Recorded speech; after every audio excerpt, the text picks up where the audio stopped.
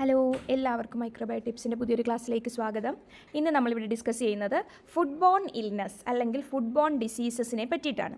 ഈ food bone എന്ന് പറയുമ്പോൾ തന്നെ വാക്കിയും തന്നെ അറിയാം, നമ്മൾ കൺസ്യൂം ചെയ്യുന്ന എന്തെങ്കിലും ബിവറേജസിൽ നിന്നോ ഫുഡ് ഐറ്റംസിൽ നിന്നോ വാട്ടറിൽ നിന്നൊക്കെ ഉണ്ടാകുന്ന ഇൻഫെക്ഷൻസ് അല്ലെങ്കിൽ ഡിസീസസിനെയാണ് നമ്മൾ ഫുഡ് ബോൺ ഇൽനെസ് എന്ന് വിളിക്കുന്നത്.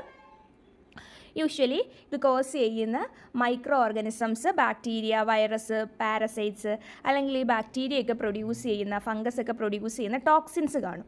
ഈ ടോക്സിൻസും ഒക്കെ നമുക്ക് ഈ ഒരു ഫുഡ് ബോൺ ഇൻഫെക്ഷൻ അല്ലെങ്കിൽ ഫുഡ് ബോൺ ഇൽനെസ്സസ് കോസ് ചെയ്യുന്നുണ്ട്. ഇതിൽ തന്നെ നമുക്ക് ബേസിക്കലി ഈ ഒരു ഫുഡ് ബോൺ ഇൽനെസ്സിനെ രണ്ടായിട്ട് ക്ലാസിഫൈ ചെയ്യാം. ബാക്ടീരിയൽ ടൈപ്പും ഉണ്ട്, നോൺ ബാക്ടീരിയൽ ടൈപ്പും ഉണ്ട്. ബാക്ടീരിയൽ ടൈപ്പിലാണ് നമ്മുടെ ഇപ്പം സാൽമണല്ലോസിസ്, ഷിജല്ലോസിസ്, സ്റ്റെഫൈലോകോക്കൽ ഇൻഫെക്ഷനൊക്കെ വരുന്നത്. ബാക്ടീരിയൽ ടൈപ്പിലാണ് ബാക്ടീരിയ കോസ് ചെയ്യുന്നത്. നോൺ ബാക്ടീരിയൽ ടൈപ്പിലാണ് വൈറസ്, മൈക്കോടോസിൻസ്, പാരസൈറ്റ്സ് ഒക്കെ പ്രോട്ടോസോവയൊക്കെ കോസ് ചെയ്യുന്ന ഫുഡ് ബോൺ ഇൻഫെക്ഷൻസ് വരുന്നത്. സോ ഒരു സിംഗിൾ ഔട്ട് ബ്രേക്ക് ഉണ്ടായിക്കഴിഞ്ഞാൽ അതിൽ നിന്ന് multiple modes of transmission possible ആണ്. നമ്മൾ ഈ കണ്ടാമിനേറ്റഡ് ആയിട്ടുള്ള പുവർ സാനിറ്റേഷനുള്ള കൺട്രീസിലൊക്കെ ഈ ഫുഡ് ബോൺ ഡിസീസസിൻ്റെ ഒരു അളവെന്ന് പറയുന്നത് വളരെ കൂടുതലാണ്. സോ നമ്മുടെ ഫുഡിലും ബിവറേജസിലും ഒക്കെ കണ്ടാമിനേറ്റഡ് ആകുന്നതും അതേപോലെ കണ്ടാമിനേറ്റഡ് ആയിട്ടുള്ള വാട്ടർ കൺസ്യൂം ചെയ്യുന്നതും ഒക്കെ നമുക്ക് ഡിസീസസ് കോസ് ചെയ്യാൻ കാരണമാകും. First one is viruses. The characteristic of viral foodborne infections. എങ്ങനെയാണ് വൈറൽ ഫുഡ്ബോൺ ഇൻഫെക്ഷൻസ് ഉണ്ടാകുന്നതെന്നാണ് പറയുന്നത്. ഇത് ഇങ്ങനൊരു ഡിസീസ് കോസ് ചെയ്യണമെങ്കിൽ നമ്മൾ കൺസ്യൂം ചെയ്യുന്ന ഫുഡിൽ എന്തെങ്കിലും ഒരു വൈറൽ പാർട്ടിക്കിൾ ഉണ്ടായിരിക്കണം. ഈ വൈറൽ പാർട്ടിക്കിൾ യൂഷ്വലി ഒരു ഇൻഫെക്റ്റഡ് ആയിട്ടുള്ള ഒരാളിൽ നിന്ന്, ഒരു പേഴ്സണിൽ നിന്ന് അത് അടുത്ത ഒരു പേഴ്സൺ ടു പേഴ്സൺ ട്രാൻസ്മിഷൻ നടക്കണമെങ്കിൽ യൂഷ്വലി ഫീക്കൽ മാറ്ററിലൂടെ ആയിരിക്കും വൈറൽ പാർട്ടിക്കിളിൻ്റെ ട്രാൻസ്മിഷൻ നടക്കുന്നത്. നമുക്കറിയാം വൈറസസിന് അവരെങ്ങനെയാണ് ഒബ്ലിഗേറ്റ് ഇൻ്റർസെല്ലുലാർ മൈക്രോ ഓർഗാനിസംസ് ആണ് വൈറസസ്. അവർക്ക് ഒരു ലിവിങ് സെല്ല് വേണം സർവൈവ് ചെയ്യാൻ വേണ്ടിയിട്ട്. സോ അതുകൊണ്ട് തന്നെ ഇപ്പം ഒരു ഡിസീസ് ഒരു ഇൻഫെക്റ്റഡ് ആയ ആൾ അയാളുടെ ഫീക്കൽ മാറ്ററിൽ നിന്ന് പുറത്തോട്ട് കളഞ്ഞിരിക്കുന്ന ആ ഒരു വൈറൽ പാർട്ടിക്കിൾ നമ്മുടെ ഫുഡിലെത്തുമ്പം എങ്ങനെ ആയിരിക്കും? നമ്മുടെ ഫുഡ് ഇപ്പം കുക്ക്ഡ് ആയിട്ടുള്ള ഫുഡോ അങ്ങനെ എന്തെങ്കിലും ആണെങ്കിൽ അതിൽ അവർ മൾട്ടിപ്ലൈ ഒന്നും ചെയ്യത്തില്ല, ജസ്റ്റ് മാക്സിമം സർവൈവ് ചെയ്ത് നിൽക്കും. അതിനുശേഷം പിന്നീട് നമ്മളുടെ ബോഡിയിൽ എത്തിക്കഴിയുമ്പോൾ അവർ ഹോസ്റ്റ് സെൽസിൽ മൾട്ടിപ്ലൈ ചെയ്യുകയും ഒക്കെ ചെയ്ത് ഇൻഫെക്ഷൻസ് കോസ് ചെയ്യും. സോ ഇവിടെ നോക്കിക്കഴിഞ്ഞാൽ നമുക്ക് ഇതിൻ്റെ വൈറൽ ഇൻഫെക്ഷൻ്റെ ട്രാൻസ്മിഷൻ റൂട്ട്സ് കാണാൻ സാധിക്കും. ഡ്രിങ്കിങ് വാട്ടറിൽ കൂടെ ട്രാൻസ്മിറ്റ് ചെയ്യുന്നുണ്ട്. പിന്നെ സീ ഫുഡ്സ്, പ്രധാനമായിട്ടും ഷെൽ ഫിഷിലൊക്കെ കൂടെ ഇൻഫെക്ഷൻസ് ട്രാൻസ്മിറ്റ് ചെയ്യുന്നുണ്ട്. ഫ്രഷ് ഹോർട്ടിക്കൾച്ചർ പ്രൊഡ്യൂസേഴ്സ് ഒക്കെ ഉണ്ട്. ഒരു ഫ്രഷ് ആയിട്ടുള്ള നമ്മളിപ്പം അൺകുക്ക്ഡ് ആയിട്ടുള്ള വെജിറ്റബിൾസ്, ഫ്രൂട്ട്സ് ഒക്കെ കൺസ്യൂം ചെയ്യുന്നത് വഴി, അല്ലെങ്കിൽ പ്രോപ്പറായിട്ട് നമ്മൾ ക്ലീൻ ചെയ്യാതെ ഫ്രൂട്ട്സ് ഒക്കെ കൺസ്യൂം ചെയ്യുന്നത് വഴിയൊക്കെ നമുക്ക് ഡിസീസസ് ഉണ്ടാകാൻ സാധ്യതയുണ്ട്. പിന്നെ റെഡി ടു ഈറ്റ് ഫുഡ്, ഇപ്പം എല്ലാവരും റെഡി ടു ഈറ്റ് ഫുഡിൻ്റെ ആൾക്കാരാണ്. സോ അതുകൊണ്ട് ഈ ready to eat food items വഴിയും RTE എന്ന് പറയുന്ന റെഡി ടു ഈറ്റ് ഫുഡാണ്, അതുവഴിയും എന്തുണ്ടാകാം? ട്രാൻസ്മിഷൻ നടക്കാം. സോ മെയിനായിട്ട് viral food borne infections cause ചെയ്യുന്ന പാത്തജൻസിനെയാണ് ഇവിടെ കൊടുത്തിരിക്കുന്നത്. ഹെപ്പറ്റൈറ്റിസ് A വൈറസ് ഉണ്ട്, hepatitis E, noro virus, polio virus, rota virus. Hepatitis A virus, small round virus members of Picorna viridae around 28 nanometer in diameter containing a single stranded RNA. very important ssRNA ആണ്, single stranded RNA ആണുള്ളത്. പിക്കോർണ വിറിഡേ എന്ന് പറയുന്ന ഒരു ഫാമിലിയിലെ മെമ്പേഴ്സാണ് ഇവരുടെ diameter ഏകദേശം ഒരു 28 nanometre ആയിരിക്കും. നമ്മുടെ ഈ ഒരു ഹെപ്പറ്റൈറ്റിസ് A വൈറസ് നമ്മുടെ ബോഡിയിൽ എത്തിക്കഴിഞ്ഞാൽ നമ്മുടെ ഗട്ട് എപ്പിത്തീലിയത്തിൽ അവർ മൾട്ടിപ്ലൈ ചെയ്യും. സൈറ്റ് ഓഫ് മൾട്ടിപ്ലിക്കേഷൻ എന്ന് പറയുന്നത് ഗട്ട് എപ്പിത്തീലിയമാണ്. പിന്നീട് ഇവർ ബ്ലഡിൽ കൂടെയൊക്കെ ഓർഗൻസിലോട്ടൊക്കെ ട്രാൻസ്ഫർ ചെയ്യും. In the later part of incubation, the virus is shed in the fecal matter.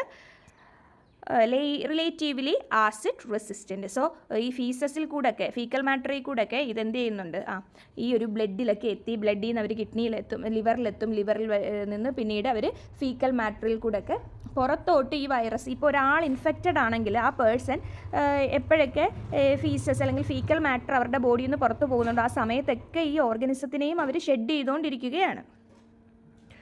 ഈ ഒരു ഓർഗനിസം എന്ന് പറയുന്നത് ആസിഡ് റെസിസ്റ്റൻ്റ് ആണ്. Hepatitis A is acid resistant. ഇനി ഹെപ്പറ്റൈറ്റിസ് എ കോസ് ചെയ്യുന്ന ഇൻഫെക്ഷൻ കാരണം ഉണ്ടാകുന്ന symptoms: loss of appetite, fever, malaise, abdominal discomfort, nausea, vomiting, followed by symptoms of liver damage വരെ എത്താൻ സാധ്യതയുണ്ട്. അതായത് നമ്മൾ യൂഷ്വലി ഈ ഹെപ്പറ്റൈറ്റിസ് എന്ന് പറയുന്നത് ജോണ്ടിസ് ആണ്, മഞ്ഞപ്പിത്തം കോസ് ചെയ്യുന്ന ഒരു വൈറസാണ് ഹെപ്പറ്റൈറ്റിസ് എ എന്ന് പറയുന്നത്. സോ അപ്പോൾ നമുക്ക് അതിൻ്റെ ലക്ഷണങ്ങൾ ആലോചിച്ചാലും മതി, പെട്ടെന്ന് തന്നെ ഓർത്തിരിക്കാൻ പറ്റും. Mode of transmission and associated foods. എങ്ങനെയൊക്കെയാണ് ഈ ഒരു ഡിസീസ് സ്പ്രെഡ് ചെയ്യുന്നതെന്ന്? സ്പ്രെഡഡ് ബൈ, നമ്മൾ ഓൾറെഡി പറഞ്ഞു, ഫീക്കൽ ഓറൽ റൂട്ട് വഴിയാണ് ഈ ഒരു ഡിസീസ് സ്പ്രെഡ് ചെയ്യുന്നത്. മേജർലി എങ്ങനെ ആയിരിക്കും? പേഴ്സൺ ടു പേഴ്സൺ ആയിരിക്കും ഡിസീസ് സ്പ്രെഡ് ആകുന്നത്. ഇപ്പോൾ ഒരു പേഴ്സൺ, ഡിസീസ്ഡ് ആയിട്ടുള്ള ഒരു പേഴ്സൺ ഷെഡ് ചെയ്യുന്ന മൈക്രോ ഓർഗനിസം അല്ലെങ്കിൽ ഈ ഒരു വൈറസ് മറ്റൊരു ആൾ കൺസ്യൂം ചെയ്യുന്ന ഫുഡിലെത്തുകയും അതുവഴി ഡിസീസ് ട്രാൻസ്മിറ്റ് ചെയ്യുകയും ചെയ്യുന്നുണ്ട്. Can also transmitted through food and water as a result of sewage contamination or infected food handlers. അപ്പോൾ ഒന്നുകിൽ സീവേജ്, സെപ്റ്റിക് അല്ലെങ്കിൽ സീവേജ് കണ്ടാമിനേഷൻ വഴിയും, അല്ലെങ്കിൽ ഇൻഫെക്റ്റഡ് ആയിട്ടുള്ള ആളുകൾ ഫുഡ് സെർവ് ചെയ്യുന്നത് വഴിയോ കുക്ക് ചെയ്യുന്നത് വഴിയോ ഫുഡ് ഹാൻഡിൽ ചെയ്യുന്നത് വഴി ഡിസീസിൻ്റെ ട്രാൻസ്മിഷൻ നടക്കാം. ഇതിൻ്റെ ഈ ഒരു ഡിസീസിൻ്റെ ട്രാൻസ്മിഷൻ്റെ ഒരു പീക്ക് ടൈം എന്ന് പറയുന്നത് second half of the incubation period until A few days after the appearance of jaundice വന്ന് അതിൻ്റെ ഒരു ഇൻക്യുബേഷൻ പീരീഡ്, അതായത് ജോണ്ടിസ് വന്ന് കുറച്ച് ദിവസങ്ങൾ കഴിഞ്ഞിട്ട് സെക്കൻഡ് ഹാഫിലാണ്, ഇൻക്യുബേഷൻ പീരീഡിൻ്റെ സെക്കൻഡ് ഹാഫിലാണ്. അതായത് ജോണ്ടിസ് എന്ന് പറയുന്ന ഡിസീസ് വന്ന് കുറച്ച് ദിവസങ്ങൾക്ക് ശേഷം മാത്രമേ അതിൻ്റെ ആ ഒരു പീക്ക്, ട്രാൻസ്മിഷൻ്റെ പീക്ക് ഉണ്ടാകുന്നുള്ളൂ. ഈ ഹെപ്പറ്റൈറ്റിസ് എ വൈറസസിൽ തന്നെ ഡിഫറെൻറ്റ് സിറോ ടൈപ്സ് ഉണ്ട്.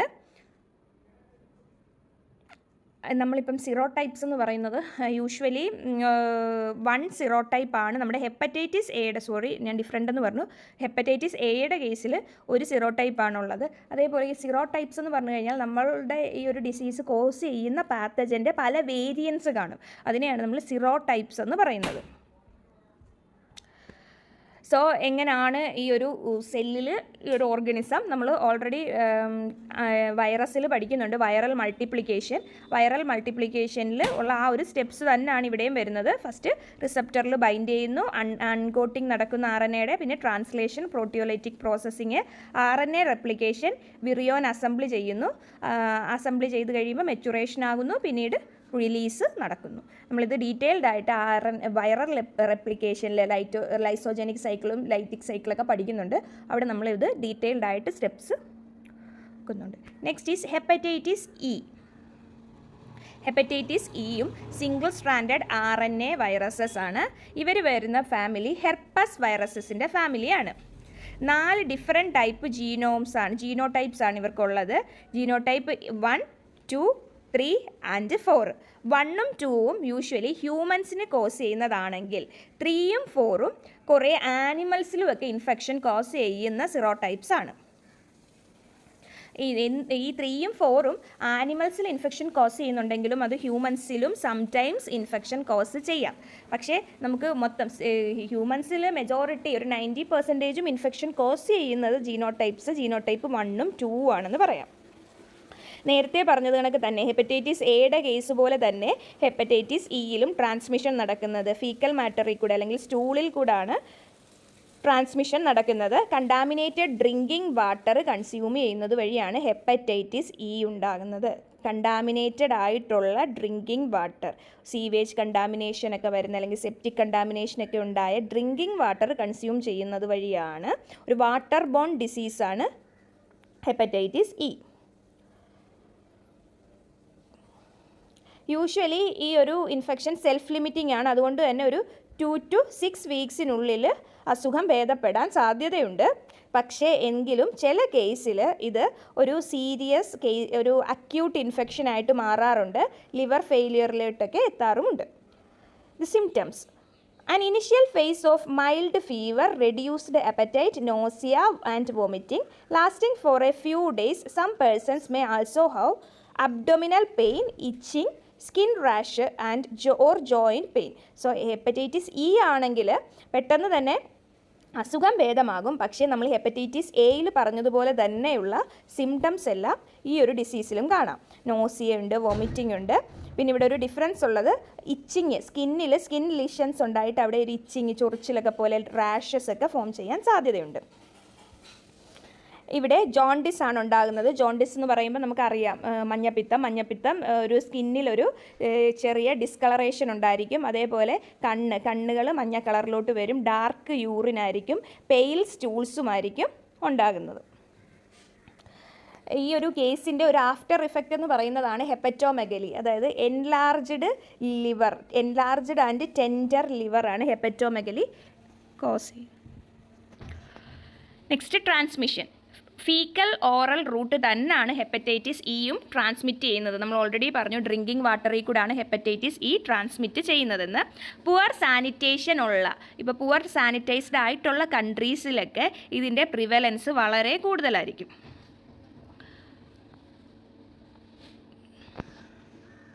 As with hepatitis A, the disease is generally mild and self-limiting with a very low mortality of 0.5 to 3%. Hepatitis എയെ compare ചെയ്യുമ്പം ഹെപ്പറ്റൈറ്റിസ് ഇക്ക് ആ ഒരു ഇൻഫെക്ഷൻ എന്ന് പറയുന്ന കേസ്, ഒരു സീരിയസ് ഡിസീസ് എന്ന് പറയുന്നത് ആ ഒരു കേസ് വളരെ കുറവാണ്. അതിൻ്റെ ശരിക്കും പറഞ്ഞു കഴിഞ്ഞാൽ ഹെപ്പറ്റൈറ്റിസ് എ വന്നാലാണ് ഒരു ഡെത്തിനുള്ള സാധ്യത കൂടുതൽ. ഹെപ്പറ്റൈറ്റിസ് ഇ ആണെങ്കിൽ സെൽഫ് റിസോൾവിങ് ആയതുകൊണ്ട് തന്നെ അസുഖം ഒരു മാസത്തിനുള്ളിൽ വിത്തിൻ 1 month നമുക്ക് അസുഖം ഭേദപ്പെടുന്നതായിരിക്കും. ഇതിൻ്റെ ഒരു മോർട്ടാലിറ്റി റേറ്റ് എന്ന് പറയുന്നത് 0.5 to 3% ആയിരിക്കും. Hepatitis E viral disease is in pregnant women are severe, particularly in the 3rd trimester, where mortality rates of up to 20% have been reported in outbreaks. Pregnant ആയിട്ടുള്ള സ്ത്രീകളിൽ 3rd trimester 6 to 9 months, in between 6 to 9 months എന്തായിരിക്കും mortality rate എന്ന് പറയുന്നത് പീക്കായിരിക്കും, മരണസാധ്യത കൂടുതലായിരിക്കും. Next noro virus. മുമ്പ് ഇതിനെ Novak like viruses എന്നായിരുന്നു വിളിച്ചിരുന്നത്. നോറോ വൈറസസ് അല്ലെങ്കിൽ small round structured viruses SRSV. ഈ വൈറസസ് ഗ്യാസ്ട്രോ എൻറ്ററിറ്റിസ് ആണ് കോസ് ചെയ്യുന്നത്. ഗ്യാസ്ട്രോ എൻറ്ററിറ്റിസ് കോസ് ചെയ്യുന്ന വൈറസസ് ആണ് noro viruses. Small RNA viruses തന്നെയാണ്. റൗണ്ട് സ്ട്രക്ചറിലായിരിക്കും കാണപ്പെടുന്നത്. ഇവരും ഒരു 25 to 30 നാനോമീറ്ററാണ് ഇവരുടെ ഡയമീറ്റർ എന്ന് പറയുന്നത്. ഒരു പ്രത്യേകിച്ചൊരു ജോമെട്രിക്കൽ സിമട്രി എന്നൊന്നും പറയാൻ പറ്റത്തില്ല. ഒരു ഡിഫറെൻറ്റ് ഇതിൽ റൗണ്ട് ഷേപ്പിൽ ഇവരെ കാണാൻ സാധിക്കും. They are divided into a number of genogroups, of which group 1 and 2 are associated with the human illness. ഇതിലും ജീനോടൈപ്പ് 1ഉം 2ഉം ആണ് ഹ്യൂമൻ ഡിസീസസ് കോസ് ചെയ്യുന്നത്. നമ്മൾ നേരത്തെ ഹെപ്പറ്റൈറ്റിസ് ഇയുടെ കേസ് പറഞ്ഞപ്പോഴും പറഞ്ഞു 4 ടൈപ്പ് ഉണ്ട്. അതിൽ തന്നെ 1ഉം 2ഉം ആണ് ഹ്യൂമൻസുമായിട്ട് അസോസിയേറ്റ് ചെയ്തിരിക്കുന്നത്. സിംറ്റംസ് എന്തൊക്കെയാണ് ഈ ഒരു ഡിസീസ് വന്നാലുള്ള ലക്ഷണങ്ങൾ? First nausea, vomiting, diarrhoea, abdominal pain. Occasional headache ഉണ്ടാകും, അല്ലെങ്കിൽ ലോ ഗ്രേഡ് ഫീവറും സംടൈംസ് കാണുന്നുണ്ട്. ചെറിയ രീതിയിലുള്ള തലവേദനയും പനിയുമൊക്കെ കാണുന്നുണ്ടെങ്കിലും സിംറ്റംസ് ഒക്കെ ഓൾമോസ്റ്റ് സിമിലർ ആണ്. Incubation period ranges from 12 to 51 hours with a mean of 24 hours and illness lasts no more than 48 to 72 hours. അപ്പം ഇതിൻ്റെ ഒരു ഡിസീസിൻ്റെ ഒരു ഇൻക്യുബേഷൻ പീരീഡ് എന്ന് പറയുന്നത് ഓൾമോസ്റ്റ് ഒരു 1 day ആയിരിക്കും. ആ 1 day കഴിഞ്ഞ് കഴിഞ്ഞാൽ ഫസ്റ്റ് ഡേയിൽ തന്നെ ആ ഒരു ഇൻക്യുബേഷൻ പീരീഡ്, ആ ഒരു ഫസ്റ്റ് ഡേ കഴിഞ്ഞ് കഴിഞ്ഞാൽ 24 hours കഴിയുമ്പോൾ തന്നെ ഇതിൻ്റെ ആ ഒരു ഡിസീസിൻ്റെ സിംറ്റംസ് ഒക്കെ നമ്മൾ കണ്ടു തുടങ്ങും. അതേപോലെ ഇത് യൂഷ്വലി 48 to 72 hours വരെ ലാസ്റ്റ് ചെയ്യുന്നുണ്ട്. ഈ ഒരു ഡിസീസ് നോവാക് ഡിസീസ് വന്നു കഴിഞ്ഞാൽ അതിൻ്റെ മെയിൻ ഇതെന്ന് പറയുന്നത് ഡീഹൈഡ്രേഷൻ ഉണ്ടാകും. ഒരു മെയിൻ കോംപ്ലിക്കേഷൻ എന്ന് പറയുന്നത് ഡീഹൈഡ്രേഷൻ ആണ്. യൂഷ്വലി യങ് ചിൽഡ്രനിലും എൽഡർ ആയിട്ടുള്ള ആളുകളിലുമാണ് ഇതിൻ്റെ റിസ്ക് കൂടുതലായിട്ടുള്ളത്. ഇനി ഈ ഒരു ഡിസീസ് വന്നിട്ട് ഇപ്പം നമ്മൾ പറഞ്ഞു 72 hours അത് അസുഖം മാറാൻ സാധ്യതയുണ്ട്. അതുകൊണ്ട് തന്നെ ഈ ഒരു ഹോസ്പിറ്റലൈസ് ചെയ്യലോ അല്ലെങ്കിൽ അതിനുവേണ്ടി പ്രത്യേകം മെഡിക്കേഷൻ എടുക്കുന്നതൊക്കെ കേസുകൾ വളരെ ചുരുക്കം മാത്രമാണ്. സോ നമ്മൾ നേരത്തെ പറഞ്ഞ 2 കേസിനെയും കമ്പയർ ചെയ്യുമ്പോൾ, ഹെപ്പറ്റൈറ്റിസിനെ കമ്പയർ ചെയ്യുമ്പോൾ നമുക്ക് പറയാം നോവാക് ഡിസീസ് അല്ലെങ്കിൽ നോറോ വൈറസ് അത്ര അപകടകാരിയല്ല.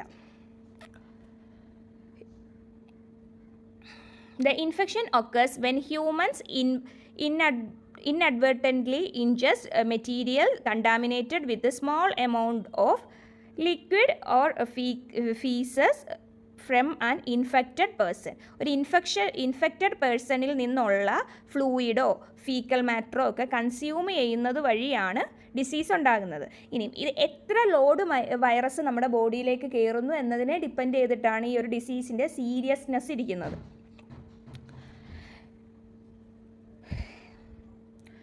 An infected person with a vomiting or diarrhea can contaminate their environment directly, or they may indirectly spread virus particles through aerosolized droplets when vomiting. However, the main route is by touching surfaces contaminated with the viruses. Usually ഒരു infected ആയിട്ടുള്ള ആളിൽ നിന്നുള്ള aerosol വഴി വരാൻ സാധ്യതയുണ്ട്, പക്ഷേ അതിൻ്റെ സാധ്യത വളരെ കുറവാണ്.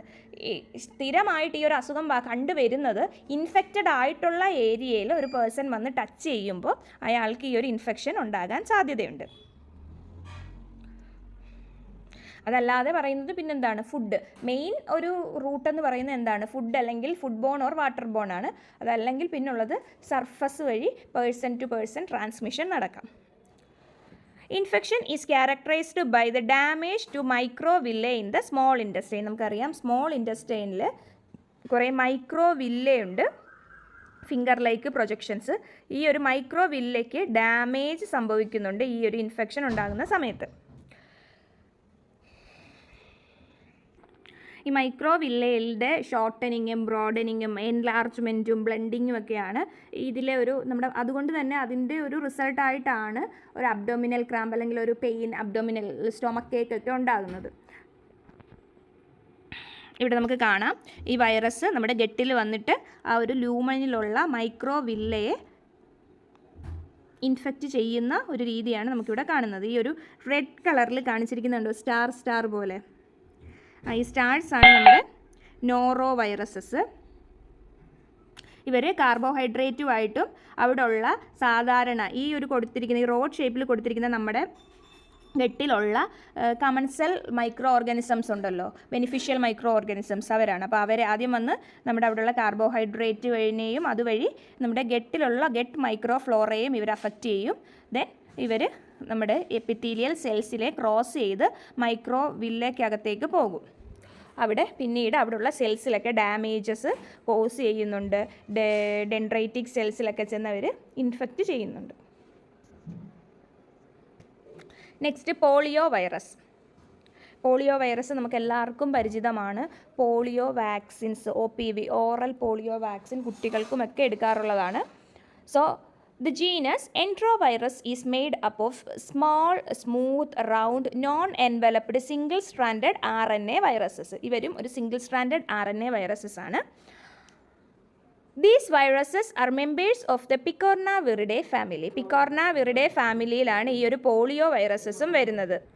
കണ്ടാമിനേറ്റഡ് ഫുഡിൽ കൂടെയും വാട്ടറിൽ കൂടെയും ഇപ്പം അൺപാസ്ചറൈസ്ഡ് ആയിട്ടുള്ള മിൽക്കിലൊക്കെ കൂടെയാണ് ഈ ഒരു പോളിയോ വൈറസസ് ട്രാൻസ്മിറ്റ് ചെയ്യുന്നത്. ഈ പോളിയോ വൈറസസ് കോസ് ചെയ്യുന്ന ഡിസീസിനെ പോളിയോ മൈലറ്റിസ് എന്നാണ് വിളിക്കുന്നത്. Very very important, polio myelitis എന്നാണ് വിളിക്കുന്നത്.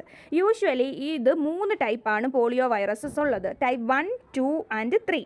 ഇതിൽ ടൈപ്പ് 1 ആണ് മോസ്റ്റ് കോമണും വിറുലൻറ്റും പത്തോജനിക് ആയിട്ടുള്ളതും ഹൈലി പത്തോജനിക് ആയിട്ടുള്ളതും മോസ്റ്റ് കോമൺ ആയിട്ടുള്ളതും ടൈപ്പ് 1 ആണ്. ഈ ഒരു പോളിയോ മൈലറ്റിസ് എന്ന് പറയുന്നത് ഡിസീസ് യൂഷ്വലി ഡെവലപ്ഡ് ആയിട്ടുള്ള കൺട്രീസിലൊന്നും അങ്ങനെ ഇല്ല. കാരണം നമുക്ക് തന്നെ അറിയാം, പ്രോപ്പറായിട്ടുള്ള വാക്സിനേഷൻ നടക്കുന്ന കൺട്രീസിലൊന്നും ഈ ഒരു ഡിസീസ് ഇല്ല. പ്രോപ്പറായിട്ട് വാക്സിനേഷൻ ഒന്നും കൊടുക്കാതെ, നമുക്കറിയാം പണ്ട് സമയത്തൊക്കെ ഈ ഒരു പോളിയോ ഡിസീസ് വന്നവരെ പോളിയോ വന്നിട്ട് കാല് വയ്യ അങ്ങനെയൊക്കെ പറയുന്നത് കോമൺ ആയിരുന്നു. പക്ഷേ ഇപ്പം വാക്സിനേഷനൊക്കെ എഫക്റ്റീവ് ആയതിനു ശേഷം ഈ ഒരു പോളിയോ മൈലറ്റിസ് എന്ന് പറയുന്ന ഡിസീസ് അങ്ങനെ കണ്ടുവരുന്നില്ല. മെയിൻ സിംറ്റംസ് എന്ന് പറയുന്നത് പാരാലിസിസ് ഒക്കെ തന്നെയാണ്. നമ്മുടെ നെർവസ് സിസ്റ്റത്തിനെയാണ്, ന്യൂറോൺസിനെ ആയിരിക്കും ഇവർ അഫക്റ്റ് ചെയ്യുന്നത്. അപ്പം ഫീവർ ഉണ്ടാകാം, ഒരു സോർ ത്രോട്ട് അങ്ങനെയുള്ള കാര്യങ്ങളൊക്കെ വരാം. പിന്നീട് ഫൈനലി ഒരു പാരാലിസിസിലോട്ടൊക്കെയാണ് പോകുന്നത് ഈ ഒരു ഡിസീസിൻ്റെ കേസിൽ. ഇപ്പം ഈ ഒരു ഡിസീസ് പോളിയോ വൈറസ് ഇൻഫെക്റ്റ് ചെയ്ത് അത് ബ്രെയിനെ ഇൻഫെക്റ്റ് ചെയ്യുകയാണെങ്കിൽ അത് ഡെത്ത് കോസ് ചെയ്യും. Then transmission, usually fecal oral route തന്നെയാണ് ഈ ഒരു പോളിയോ വൈറസസും ട്രാൻസ്മിറ്റ് ചെയ്യുന്നത്. സോ ഈ ഫീക്കൽ ഓറൽ റൂട്ട് ആയതുകൊണ്ട് തന്നെ ആർക്ക് വേണമെങ്കിലും വരാനുള്ള സാധ്യത വളരെ, നമ്മൾ ഇത്രയും നേരം പഠിച്ച ഈ ഒരു വൈറസ് കാറ്റഗറിയിൽ ഏറ്റവും ഡേഞ്ചറസ് ആയിട്ടുള്ളവരാണ് ശരിക്കും പോളിയോ വൈറസ്. ഇൻഫെക്ഷൻ വന്നു കഴിഞ്ഞാൽ ആൾ ഇൻഫെക്റ്റഡ് ആകുന്ന ആൾക്ക് ഈ ഒരു ഡിസീസ് പോളിയോ മൈലൈറ്റിസ് വരാനുള്ള സാധ്യത ഓൾമോസ്റ്റ് 99% ഉണ്ട്. സോ അതുകൊണ്ട് തന്നെയാണ് വാക്സിനേഷൻ എഫക്റ്റീവാണ് എന്ന് പറഞ്ഞിരിക്കുന്നത്. ഒരു എഫക്റ്റീവ് വാക്സിനേഷൻ ഉള്ളതുകൊണ്ടാണ് ഒരു പരിധിവരെ ഈ ഒരു ഡിസീസിനെ തടയാൻ സാധിക്കുന്നത്. ഇപ്പം നമ്മൾക്ക് പറയാം, കണ്ടാമിനേറ്റഡ് വാട്ടർ മാത്രമല്ല, അല്ലാത്ത ഫുഡ് സ്റ്റഫുകളും അല്ലാത്ത ഫുഡ് ഐറ്റംസും മിൽക്കും ഒക്കെ ചില സമയത്ത് എന്താകുന്നുണ്ട്, വെഹിക്കിൾ ഓഫ് ട്രാൻസ്മിഷൻ ആകുന്നുണ്ട്, ട്രാൻസ്മിഷൻ റൂട്ടായിട്ട് മാറുന്നുണ്ട്. വൺസ് ഈ വൈറസ് നമ്മുടെ ബോഡിയിൽ എൻ്റർ ചെയ്ത് കഴിഞ്ഞ് കഴിഞ്ഞാൽ ഇവർ നമ്മുടെ മൗത്തിൽ കൂടെയാണ്, ഓറൽ റൂട്ട് വഴിയായിരിക്കും എൻ്റർ ചെയ്യുന്നത്. ഒന്നുകിൽ നമ്മുടെ ത്രോട്ടിൽ അല്ലെങ്കിൽ നമ്മുടെ ഗട്ടിൽ, ഗ്യാസ്ട്രോ ഇൻഡസ്ട്രൈനൽ ട്രാക്റ്റിൽ, GI ട്രാക്റ്റിൽ ചെന്നിട്ട് അല്ലെങ്കിൽ നമ്മുടെ ത്രോട്ടിൽ ഇവർ എന്ത് ചെയ്യും, മൾട്ടിപ്ലൈ ചെയ്ത് കഴിയുന്ന ഈ സെൽസ് ബ്ലഡ് സ്ട്രീമിലോട്ട് വരികയും ബ്ലഡിൽ കൂടെ ഇവർ CNSലെത്തും, നമ്മുടെ സെൻട്രൽ നെർവസ് സിസ്റ്റത്തിലെത്തി അവിടെയുള്ള മോട്ടോർ ന്യൂറോൺസിനെയൊക്കെ ഇവർ ഡീഗ്രേഡ് ചെയ്ത് കളയുകയാണ് ചെയ്യുന്നത്, അല്ലെങ്കിൽ ഡിസ്ട്രോയ് ചെയ്ത് കളയുന്നു. സോ ഫസ്റ്റ് ഓറൽ റൂട്ടിൽ കൂടി എത്തുന്നു. ദെൻ ഇവരുടെ GI ട്രാക്റ്റിലെത്തും. GI ട്രാക്റ്റിൽ ഇവർ മൾട്ടിപ്ലൈ ചെയ്യും. ആഫ്റ്റർ മൾട്ടിപ്ലിക്കേഷൻ ഇവർ CNSലെത്തും. CNSലെത്തിക്കഴിഞ്ഞാൽ ഇവർ മോട്ടോർ ന്യൂറോൺസിനെ ഡീഗ്രേഡ് ചെയ്ത് കളയുകയാണ് ചെയ്യുന്നത്. നമ്മളിവിടെ കൊടുത്തിരിക്കുന്ന ആ ഒരു പോളിയോ വൈറസിൻ്റെ ഒരു ലൈഫ് സൈക്കിളാണ് കൊടുത്തിരിക്കുന്നത്. അതിൻ്റെ മൾട്ടിപ്ലിക്കേഷൻ, ഫൈനലി ഇവർ സെൽസിൽ പോകുന്നു. ന്യൂറോൺസിൻ്റെ നെർവ് സെല്ലാണ് ഇവിടെ കൊടുത്തിരിക്കുന്നത്. ഈ ന്യൂറോണിൻ്റെ അല്ലെങ്കിൽ ആ നെർവ് സെല്ലിൻ്റെ ഡീഗ്രഡേഷൻ നടത്തുന്നതാണ് കാണിച്ചിരിക്കുന്നത്. ആ ഒരു നെർവ് സെല്ലിനെ ബേസ്റ്റ് ചെയ്താണ് ഇവർ ശരിക്കും സെല്ലിൻ്റെ അകത്തുനിന്ന് പുറത്തേക്ക് വരുന്നത്. സോ അപ്പോൾ നമ്മൾ ഓൾറെഡി പറഞ്ഞു, ഹൈജീനിക് ആയിട്ടുള്ള, സാനിറ്റൈസ്ഡ് ആയിട്ടുള്ള, ഡെവലപ്ഡ് ആയിട്ടുള്ള കൺട്രീസിലെല്ലാം ഈ ഒരു ഡിസീസിൻ്റെ പ്രിവലൻസ് എന്ന് പറയുന്നത് വളരെ കുറവാണ്. അതേസമയം പുവർ ആയിട്ടുള്ള ഡെവലപ്പിംഗ് കൺട്രീസിലാണ് ഈ ഒരു ഡിസീസ് കൂടുതലും കണ്ടുവരുന്നത്.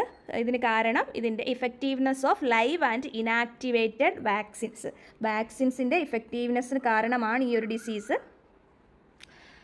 അതിൻ്റെ ഒരു ഇൻറ്റൻസിറ്റി കുറഞ്ഞിരിക്കുന്നത്. ഒരു മാസ് വാക്സിനേഷൻ പ്രോഗ്രാം 1950 ഇൻട്രൊഡ്യൂസ് ചെയ്തിട്ടുണ്ടായിരുന്നു. സോ അതിന് ശേഷമാണ് ഈ ഒരു ഡിസീസിൻ്റെ ഒരു ഇൻറ്റൻസിറ്റി അല്ലെങ്കിൽ പ്രിവലൻസ് എന്ന് പറയുന്നത് കുറഞ്ഞ് വന്നത്. നമ്മൾ ഓൾറെഡി പറഞ്ഞായിരുന്നു, കണ്ടാമിനേറ്റഡ് മിൽക്കിൽ കൂടെയൊക്കെയാണ് ഇത്. കണ്ടാമിനേറ്റഡ് വാട്ടർ, മിൽക്ക്, അതൊക്കെയാണ് ഇതിൻ്റെ മെയിൻ സോഴ്സ്.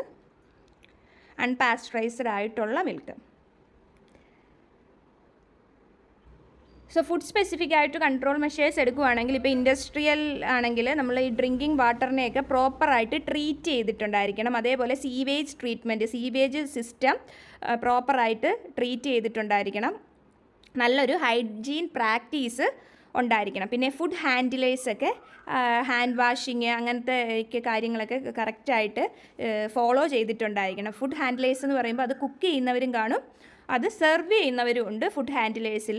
സോ ഇതൊക്കെ, പിന്നെ അതിനുവേണ്ടി യൂസ് ചെയ്യുന്ന യൂട്ടൻസിൽസൊക്കെ പ്രോപ്പറായിട്ട് വാഷ് ചെയ്തിട്ടുണ്ടായിരിക്കണം ഫുഡിൻ്റെ പ്രിപ്പറേഷന് വേണ്ടിയിട്ട്. പിന്നെ തറോലി വാഷ് ചെയ്തിട്ട് വേണം ഫ്രൂട്ട്സും വെജിറ്റബിൾസും ഒക്കെ കൺസ്യൂം ചെയ്യാൻ. Next, rota virus. ഈ റോട്ടാ വൈറസ് ഒരു ഡബിൾ സ്ട്രാൻഡഡ് RNA വൈറസാണ്. നമ്മൾ ഇത്രയും നേരം പഠിച്ച വൈറസസ് എല്ലാം സിംഗിൾ സ്ട്രാൻഡഡ് RNA വൈറസ് ആയിരുന്നു. ഇത് റോട്ടാ വൈറസ് എന്ന് പറയുന്നത് ഡബിൾ സ്ട്രാൻഡഡ് RNA വൈറസാണ്. ഇത് വരുന്നത് റിയോ വിറിഡെ എന്ന് പറയുന്ന ഫാമിലിയുടെ അണ്ടറിൽ വരുന്ന വൈറസാണ് റോട്ടാ വൈറസ്. ഇതിന് 8 സ്പീഷീസ് ആണുള്ളത്. A, B, C, D, E, F, G, H. ഇത്രയുമാണ് റോട്ടാ വൈറസിൻ്റെ 8 സ്പീഷീസ്. നമ്മൾ ഈ ഒരു കുട്ടികൾക്കൊക്കെ റോട്ടായുടെ ഡ്രോപ്സ് കൊടുക്കാറുണ്ട്. വാക്സിനേഷൻ, ഓറൽ വാക്സിനേഷനാണ് റോട്ടാ ഡ്രോപ്സ് കൊടുക്കാറുണ്ട് ചെറിയ പ്രായത്തിലൊക്കെ ഈ ഒരു ഇൻഫെക്ഷൻ വരാതിരിക്കാൻ വേണ്ടിയിട്ട്.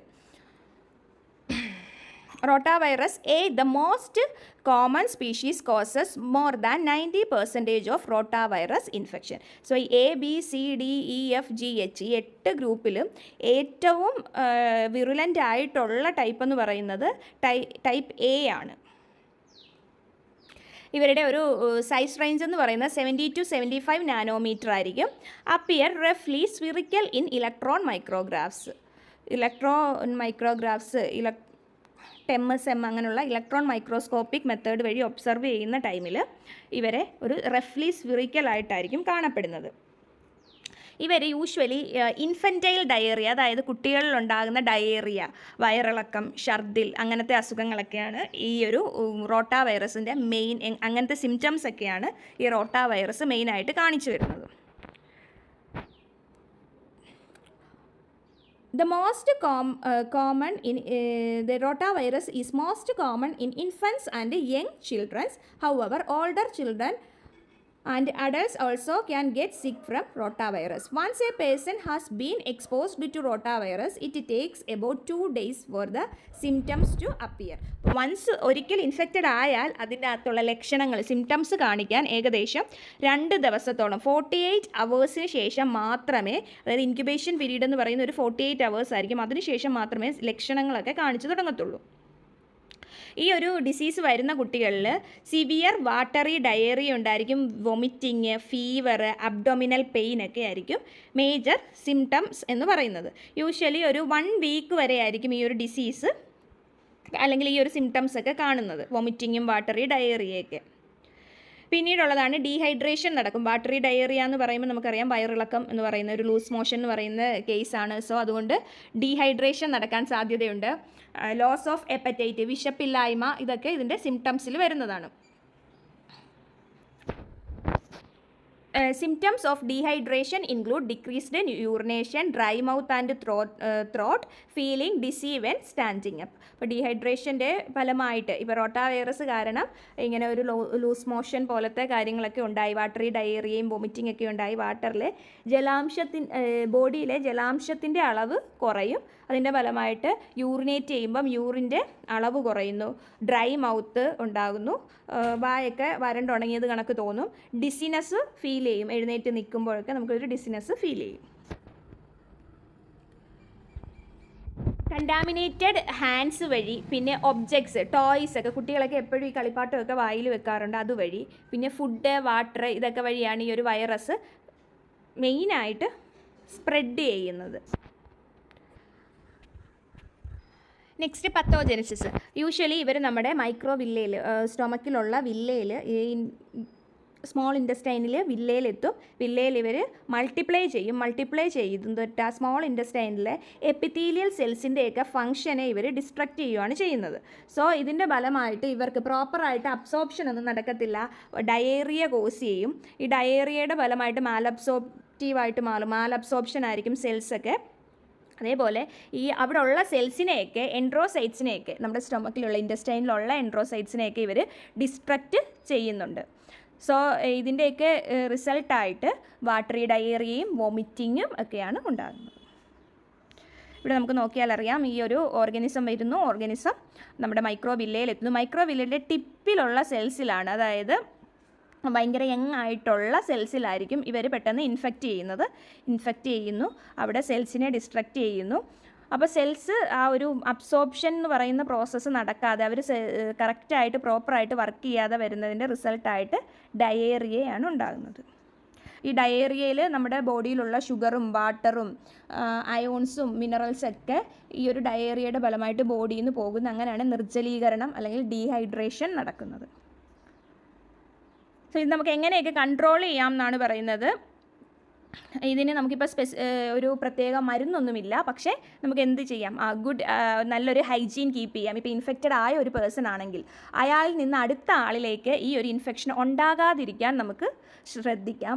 ഇത് ഇപ്പോൾ ടോയ്ലറ്റ്സ് ഒക്കെ യൂസ് ചെയ്യുന്നതാണെങ്കിലും അയാളുടെ പേഴ്സണൽ ഹൈജീൻ മെയിൻറ്റെയിൻ ചെയ്യുന്നതൊക്കെ വഴി ഒരാളിൽ നിന്ന് മറ്റൊരാളിലേക്ക് ഇത് സ്പ്രെഡ് ആകാതെ നമുക്ക് നോക്കാം. ബേസിക്കലി നമുക്കിപ്പോൾ ഇതിൻ്റെ 2 ടൈപ്പ് വാക്സിൻസ് ആണ് അവൈലബിൾ ആയിട്ടുള്ളത്, റോട്ടാടെഗും റോട്ടാറിക്സും. ഇതിലേതെങ്കിലും ഒരു വാക്സിൻ ഇൻഫൻസിൽ കൊടുക്കണമെന്നാണ് പറയുന്നത്. ഏതെങ്കിലും ഒരു വാക്സിൻ നമ്മൾ ഇൻഫൻസിൽ കൊടുത്തു കഴിഞ്ഞാൽ ഈ ഒരു കുട്ടികൾ ഇതിനോട് കൂടുതൽ റെസിസ്റ്റൻ്റ് ആകും. സോ അതുവഴി നമുക്ക് ഈ ഡിസീസിനെ നിർമ്മാർജ്ജനം ചെയ്യാം, അല്ലെങ്കിൽ ഈ ഡിസീസ് ഇല്ലാതെ ഇരിക്കാൻ സാധിക്കും. അല്ലാതെ പ്രത്യേകിച്ചൊരു മെഡിക്കേഷൻ എന്ന് പറയാൻ നമുക്ക് പറ്റില്ല. നെക്സ്റ്റ് നമ്മൾ ഡിസ്കസ് ചെയ്യുന്നത് പ്രോട്ടോസോവയാണ്. അത് നമ്മൾ അടുത്ത ക്ലാസ്സിൽ ഡിസ്കസ് ചെയ്യുന്നതായിരിക്കും ഡീറ്റെയിൽഡ് ആയിട്ട്. പ്രോട്ടോസോവയുണ്ട്, മൈക്കോടോക്സിൻസും ഉണ്ട്, അതേപോലെ നോൺ ബാക്ടീരിയൽ ഫുഡ് ബോൺ ഇൻഫെക്ഷൻസും ഉണ്ട്.